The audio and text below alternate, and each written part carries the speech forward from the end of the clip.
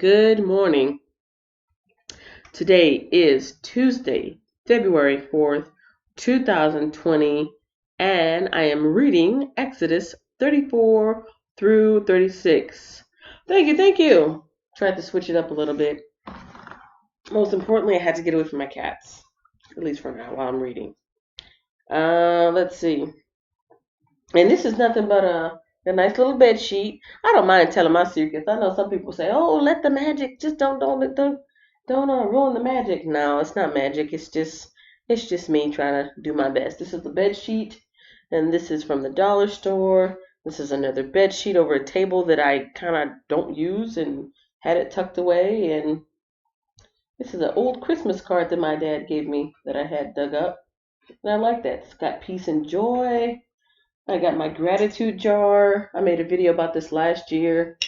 I thought I'd bring this out and keep it in my mind, what they say, out of sight, out of mind. So I want to keep it in my mind. My auntie gave me this little devotional, which I rarely use, but still I think it's great to have out. And those are decorative. My dictionary that I'm going to be using, that I actually used in a couple videos that I'm going to upload sometime later this month. Got Murphy, my mascot, my little sea turtle. And this is a beautiful, this is actually a Japanese painted rock or Japanese paper rock. I'm not really sure how you call it, but I got this on a trip to my local botanical garden. And I meant to make a video about that and I didn't, but I'm just going to leave it out for decoration because it makes me feel happy. And of course, I threw this up yesterday. Yeah, I'm happy with it. I'm very happy and I'm comfortable in my wingback chair, my good reading chair. Perfect for reading the Bible and other good things. All right. Recap from yesterday, which was 31, 32, and 33 of Exodus. Let's see what happened. Chapter 31, we're talking about the craftsmen. Bezalel and Oholiab, which were very skilled, expert craftsmen in engraving and mounting gemstones. Instructions for the Sabbath. 32 was the gold calf. The folks were getting impatient with Moses up on the mountain, and even though they had been led out of Egypt, they needed something to look at, something to see. They had lost their faith and lost their way that quickly, and they wanted something to believe in other than believing in God. And so they put the peer pressure on Brother Aaron to take all their gold out of their ears and out of their noses and off of their bodies and melted it down to make a golden calf so they could have something to worship and look at and focus on. And of course, God told Moses, "I think you need to head down and tend to your people." And there was a little bit of cleanup duty going on after the fact. And Moses intercedes for Israel. And in chapter 33, let's see what else. I think that is when God is telling them to go on to the promised land, leave Mount Sinai. And he says, I will be following you in this cloud. And Moses sees the Lord's glory. And I think that is where we left off. Moses wanted to see God. He said, "You can see me, but you can't see me face to face. You won't survive it." And right at the end of yesterday, it says that there was some type of large rock that Moses could kind of hide behind, and the Lord would pass in front of him and turn his back. And he said, "You can look upon my countenance, but not, look upon me, but not upon my countenance and my face." And that was it. That was like the climatic end to yesterday's reading. I will make my goodness pass before you. I will call out my name Yahweh. This is in verse 19. Before you, for I will show mercy to anyone I choose. I will show compassion to anyone I choose, but you may not look directly at my face, for no one may see me and live.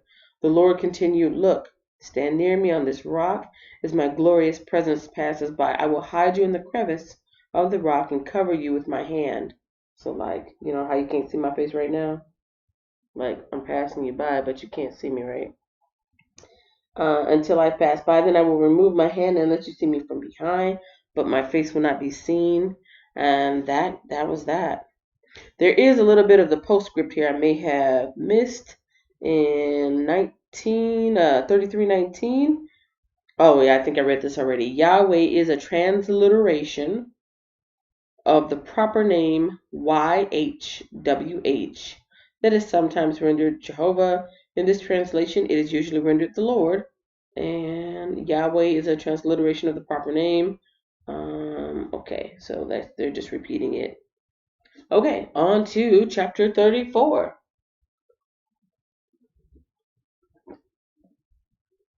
And the whiz pops in and says, "Good morning. Good morning. You're right in time. I'm just now starting chapter 34, which is today's reading. I just did a recap. Chapter 34, a new copy of the covenant. Then the Lord told Moses, chisel out 2 stone tablets like the first ones." Because remember, Moses was kind of upset with what he saw with the people. He threw the tablets down. They broke in half. "I will write on them the same words that were on the tablets you smashed. Be ready in the morning to climb up Mount Sinai and present yourself to me on top of the mountain. No one else may come with you. In fact, no one else is to appear anywhere on the mountain. Do not even let the flocks or herds graze near the mountain." So Moses chiseled out 2 tablets of stone like the first ones. Early in the morning, he climbed Mount Sinai as the Lord had commanded him, and he carried the 2 stone tablets in his hands. Then the Lord came down on a cloud and stood there with him, and he called out his own name, Yahweh. The Lord passed in front of Moses, calling out, "Yahweh, the Lord, the God of compassion and mercy. I am slow to anger and filled with unfailing love and faithfulness. I lavish unfailing love to 1,000 generations. I forgive iniquity, rebellion, and sin, but I do not excuse the guilty. I lay the sins of the parents upon their children and grandchildren.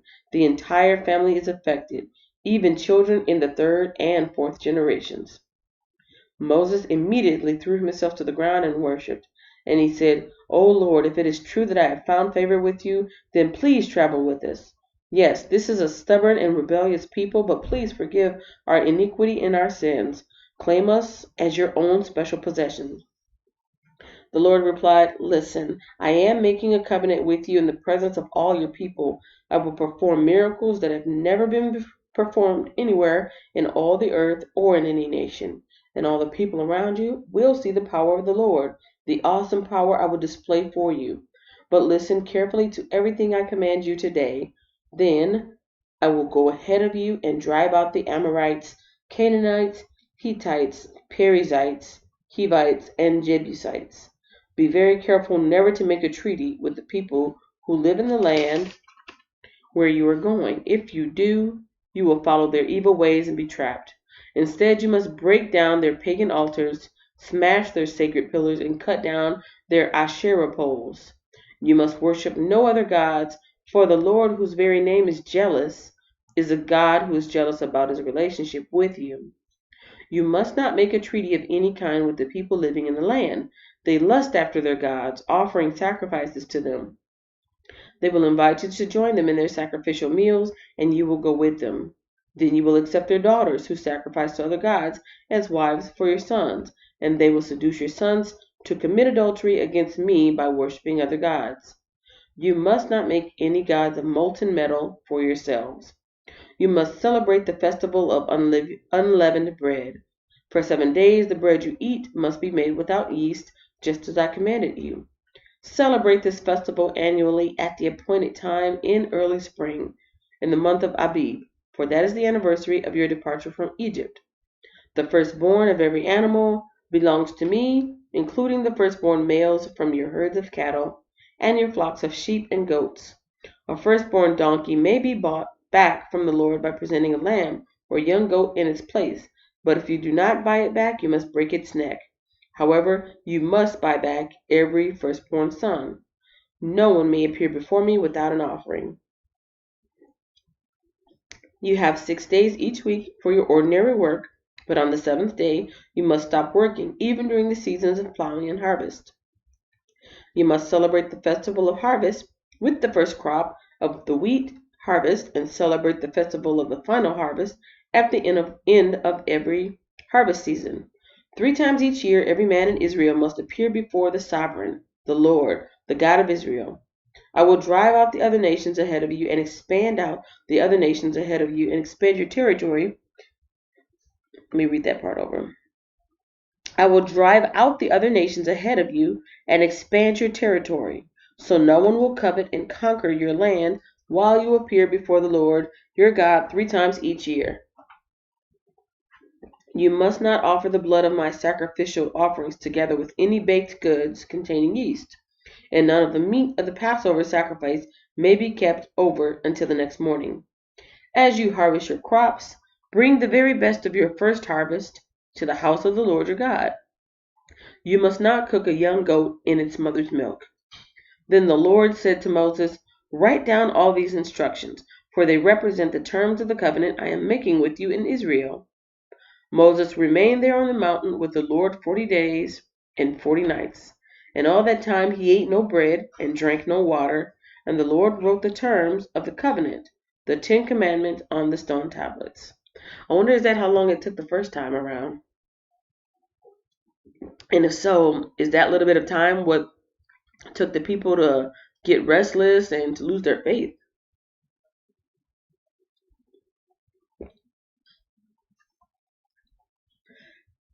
Picking it up in verse 29. When Moses came down Mount Sinai carrying the 2 stone tablets inscribed with the terms of the covenant, he wasn't aware that his face had become radiant because he had spoken to the Lord. So when Aaron and the people of Israel saw the radiance of Moses' face, they were afraid to come near him. But Moses called out to them and asked Aaron and all the leaders of the community to come over, and he talked to them. Then all the people of Israel approached him, and Moses gave them all the instructions the Lord had given him on Mount Sinai. When Moses finished speaking with them, he covered his face with a veil. But whenever he went into the tent of meeting to speak with the Lord, he would remove the veil until he came out again. Then he would give the people whatever instructions the Lord had given him. And the people of Israel would see the radiant glow of his face, so he would put the veil over his face until he returned to speak with the Lord. What?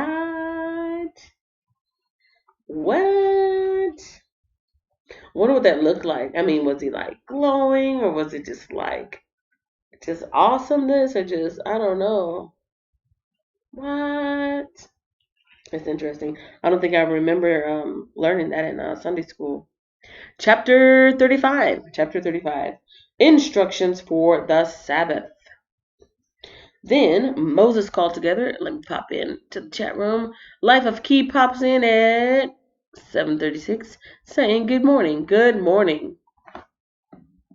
Oh, no gummy. I missed that part. We were talking about vitamins earlier. So, chapter 35, instructions for the Sabbath.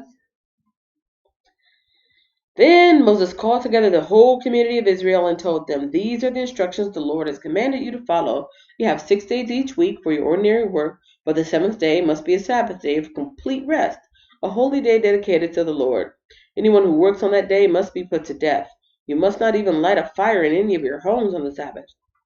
Offerings of the tabernacle. Verse 4. Then Moses said to the whole community of Israel, this is what the Lord has commanded.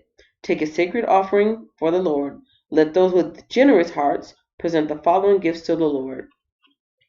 Gold, silver, and bronze, blue, purple, and scarlet thread, fine linen and goat hair for cloth, tanned ram skins and fine goat skin leather, acacia wood, olive oil for the lamps, spices for the anointing oil and the fragrant incense, onyx stones and other gemstones to be set in the ephod and the priest's chest piece.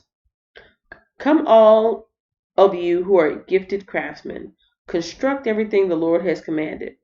The tabernacle and its sacred tent, its covering, clasps, frames, crossbars, posts, and bases, the ark and its carrying poles, the ark's cover, the place of atonement, the inner curtain to shield the ark, the table, its carrying poles, and all its utensils, the bread of the presence, for light, the lampstand, its accessories, the lamp cups, and the olive oil for lighting, the incense altar and its carrying poles, the anointing oil and fragrant incense, the curtain for the entrance of the tabernacle, the altar of burnt offering, the bronze grating of the altar and its carrying poles and utensils, the wash basin with its stand, the curtains for the walls of the courtyard, the posts and their bases, the curtain for the entrance to the courtyard, the tent pegs of the tabernacle, and the courtyard and their ropes, the beautifully stitched garments for the priest to wear while ministering in the holy place,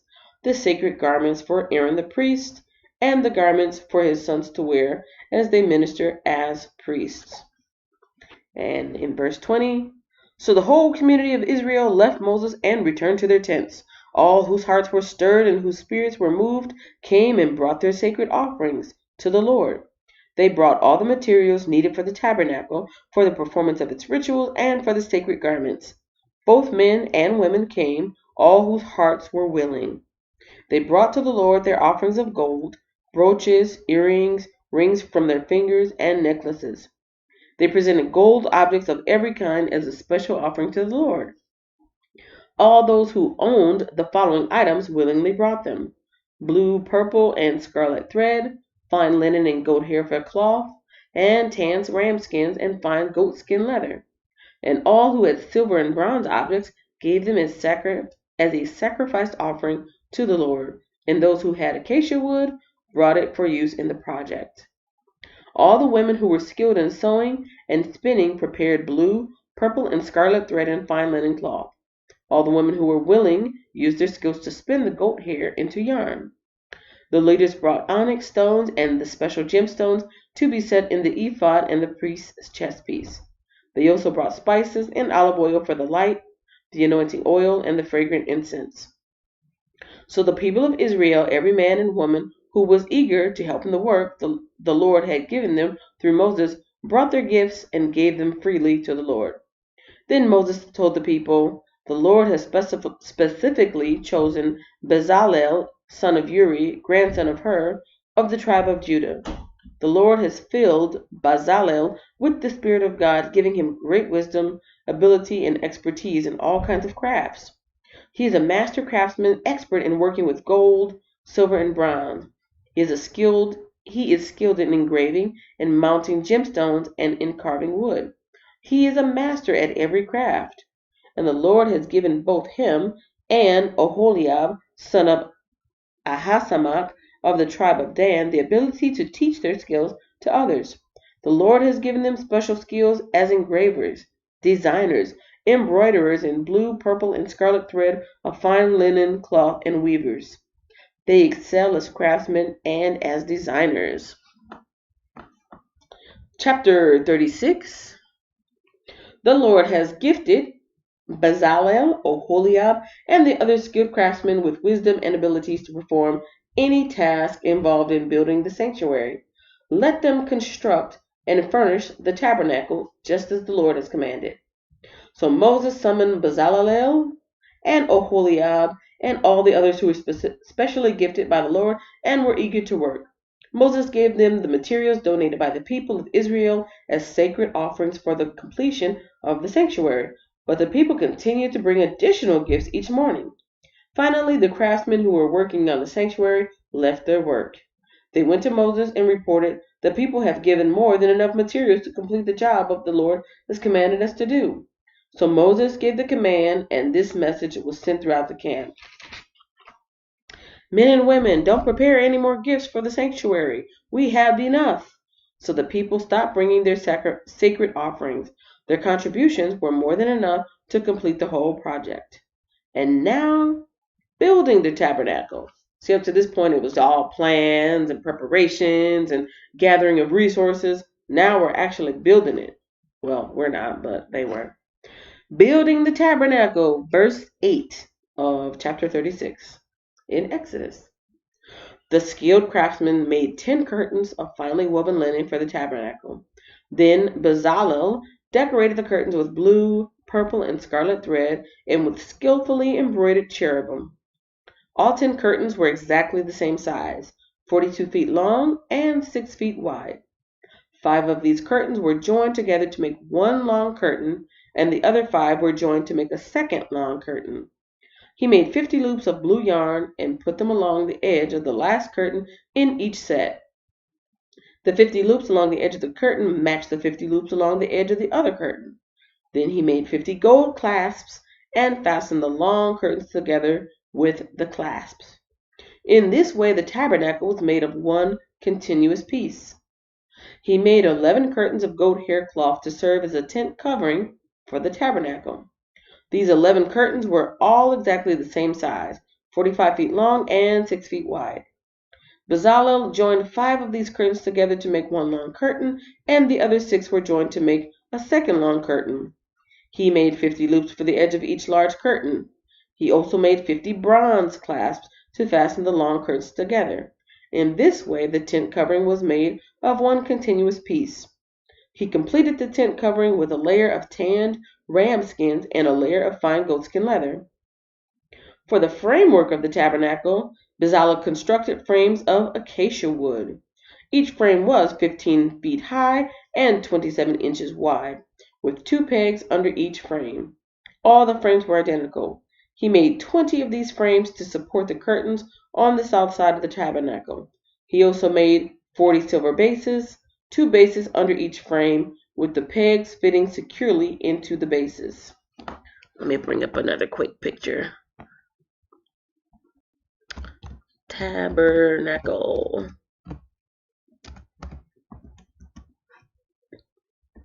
Hopefully I can get quickly to the image that I showed not yesterday but the day before.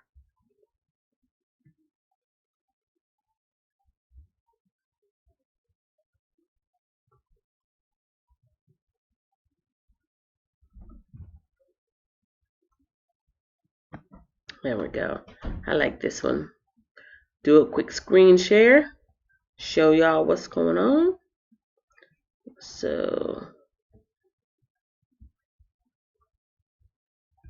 this is a borrowing from cltmemphis.org, Christian Life Tabernacle,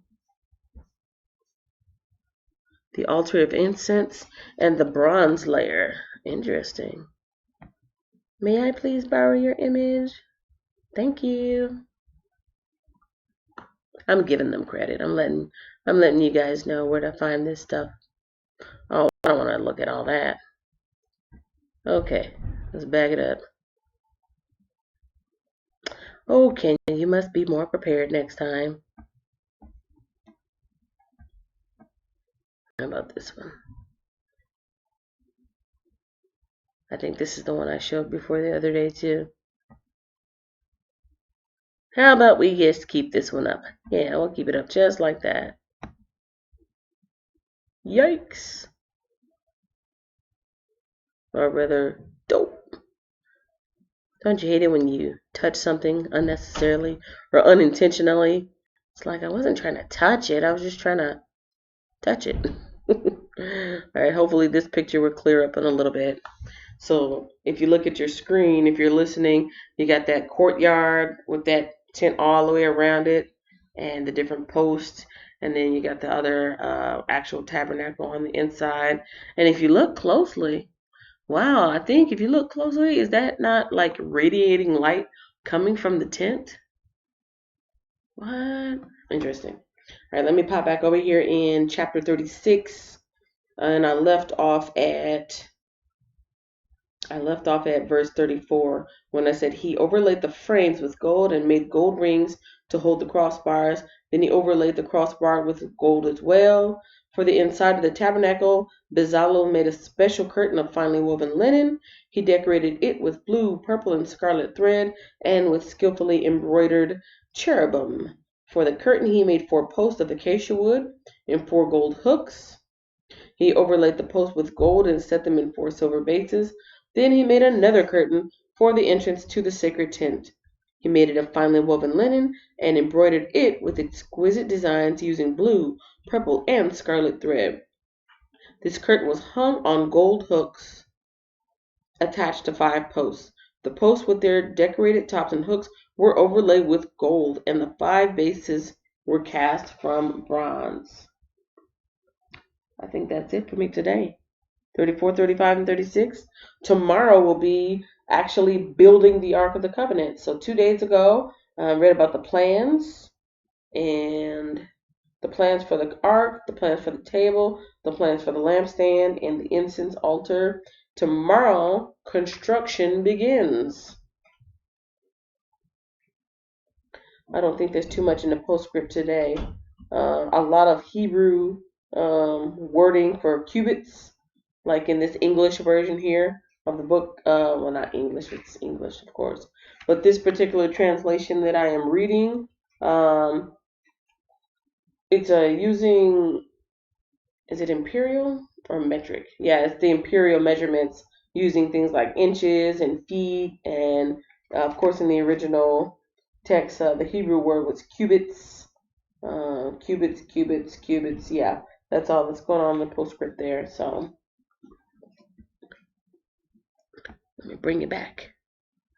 Bring it back to the live.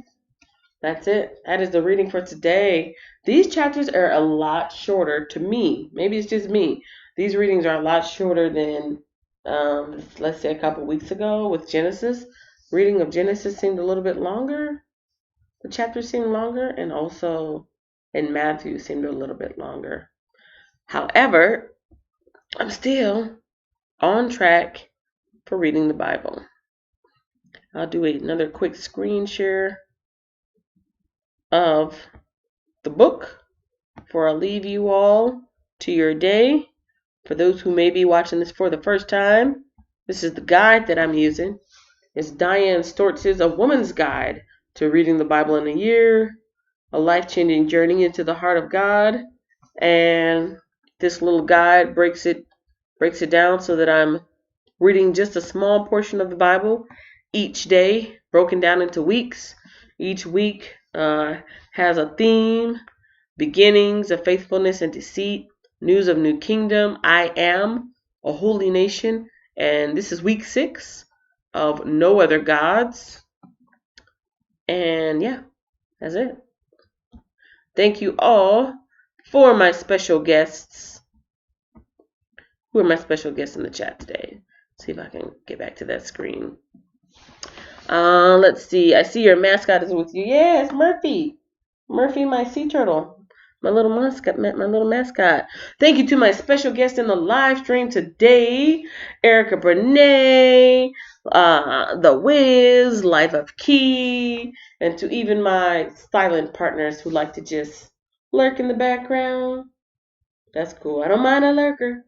Trolls I don't like, but lurkers are cool with me.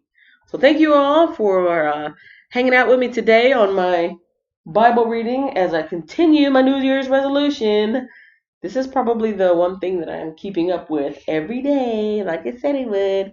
So happy. Yay. But you know what? Even if I miss a day, I'm just going to pick up where I left off because nobody's perfect. Nobody's perfect. I'm just doing the best I can. Yeah. Thank you all. I will see you tomorrow morning. Happy Tuesday. Happy Tuesday. I think it's Super Tuesday, isn't it? Super Tuesday? Or whatever we call it here in the States for voting season, something like that. Yeah, I have been finishing early, haven't I? I don't know if it's because the chapters are just shorter or if I'm reading faster, but hey, a little dab do you. A little dab do you. Sometimes smaller portions of reading are easier to digest, mentally digest. All right. These work pants are tight. That's why I'm making these noises, because leaning forward is a little difficult right now. I know, TMI. Anyways, thanks for watching. Want to clap with me? Want to snap with me? No? You just want to look at me strange? All right. Entrepreneur Drive 40, Entrepreneur Drive. Entrepreneur Drive 40, Entrepreneur Drive. Entrepreneur Drive 40, Entrepreneur Drive. Thanks for watching, share, like, and subscribe. Right, Keiko? Right, Mom. Subscribe, everybody. That's right. Thanks for watching, and don't forget to follow me on social media. Every time I touch, I'll be ready.